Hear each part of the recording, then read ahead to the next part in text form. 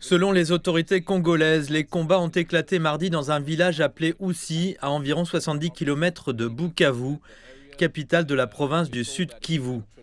De nombreuses personnes ont fui la région et on nous dit que ce sont les rebelles du M23 qui affrontent les forces congolaises avec des milices alliées. Les habitants de Bukavu sont très inquiets de cette intensification des combats. Certains ont fermé leurs magasins, d'autres ont fui la région. Il y a donc beaucoup de panique dans cette région. J'ai parlé à un journaliste de Bukavu qui m'a dit que les combats avaient cessé dans cette région.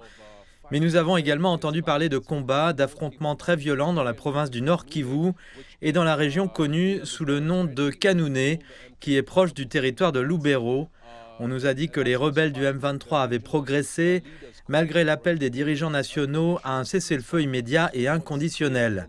Il est donc clair que ce cessez-le-feu ne tient pas et que les deux parties, le M23 et les forces gouvernementales, s'accusent mutuellement d'avoir violé ce cessez-le-feu. Des organisations internationales nous ont également indiqué que les hôpitaux de Goma étaient toujours débordés par le nombre de blessés. L'ONU a demandé aux rebelles du M23 d'ouvrir l'aéroport, qui est la zone d'accès pour la nourriture et les autres fournitures humanitaires, mais cela ne s'est pas produit.